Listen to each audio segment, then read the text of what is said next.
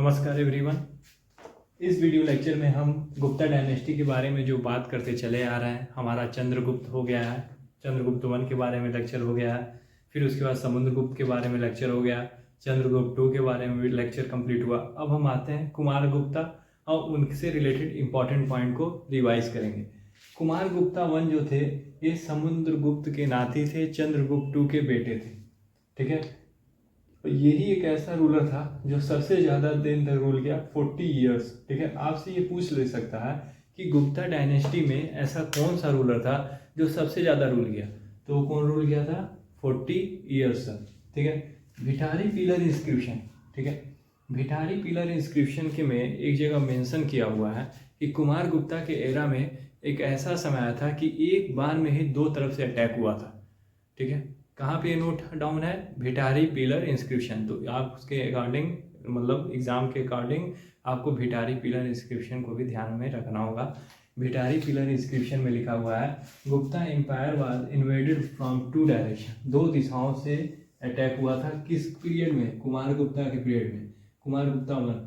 उस समय कौन कौन अटैक किया था? पुष्यमित्र शुंग और हुन्नास। हालांकि इन दोनों को कुमारगुप्ता ने धूल चटा दी थी, इन लोग को पटक के धोया बढ़िया से। ठीक है, इन लोग को बता दिया कि बबुआ फिर इधर मत देखिए।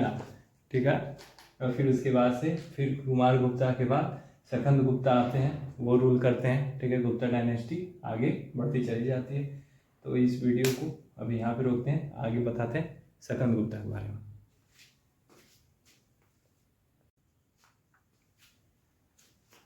तो इस वीडियो में हम बात करेंगे आपसे सकंदगुप्ता के बारे में। ठीक है, सकंदगुप्ता जो थे कुमारगुप्ता वन के बाद आते हैं और ये गुप्ता डायनेस्टी के सबसे महान और आखिरी रूलर रहे थे।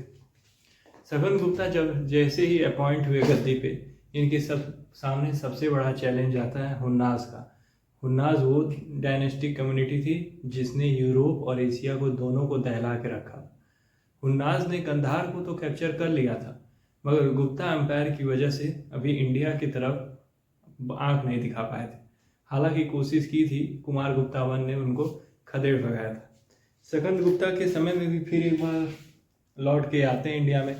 सकंदगुप्ता कहते हैं कि चलो अब की बार ऐसा मज़ा चखाते हैं कि ये इनके आने वाली पुश्तें याद रखेंगी। और सचमुच तकरीबन 50 साल तक हुन्नास कम्युनिटी जो थी वो फिर मुड़ के इधर की तरफ देखी नहीं, भारत की तरफ आई ही नहीं। ठीक है, बाहर ही बाहर वो अपना लड़ाई लड़ते रहे। ठीक है, मगर इंडिया की तरफ जब तक सकंदगुप्ता रहे तब तक वो नज़र नहीं डालते। सकंदगुप्ता को इसी वजह से विक्रमादित्य का नाम पड़ा, उनके बाबा जी की वजह से। ठीक है, सकंदगुप्ता को विक्रमादित्य के नाम से भी जाना जाता है। फिर आपको याद होना चाहिए विक्रमादित्य किसको कहा गया था? उन्हीं से अपने दादा से ही टाइटल लिए थे, चंद्रगुप्त टू से। ठीक है, चंद्रगुप्त टू से विक्रमादित्य का टाइटल सकंदगुप्ता को मिला है। अब आगे देखिए चंद्रगुप्त के बारे में क्या कहा गया है। चंद्र व्याकरण एंड कथा सरित सागर।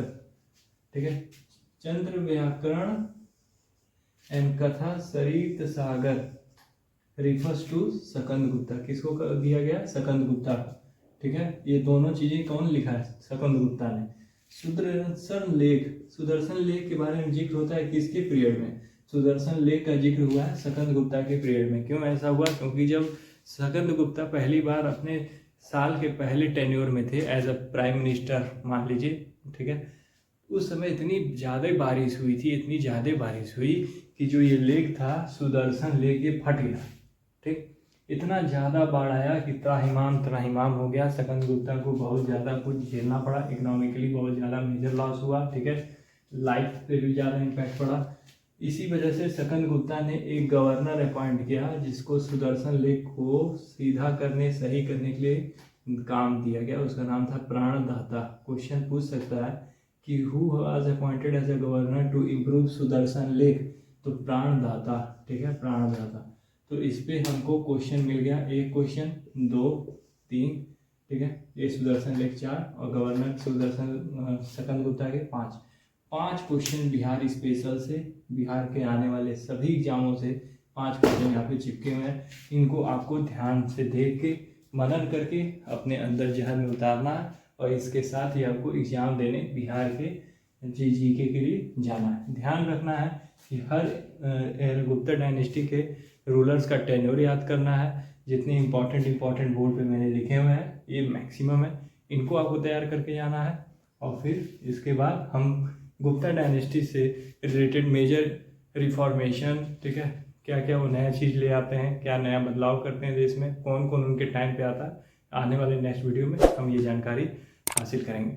वीडियो से हमें तो आपको थोड़ा सा भी जानकारी अच्छी लगी हो तो हमारे वीडियो को लाइक शेयर सब्सक्राइब जरूर करें, अपने दोस्तों तक भी इसको बताएं, शेयर करें, ठीक है, लाइक कीजिए। Thank you.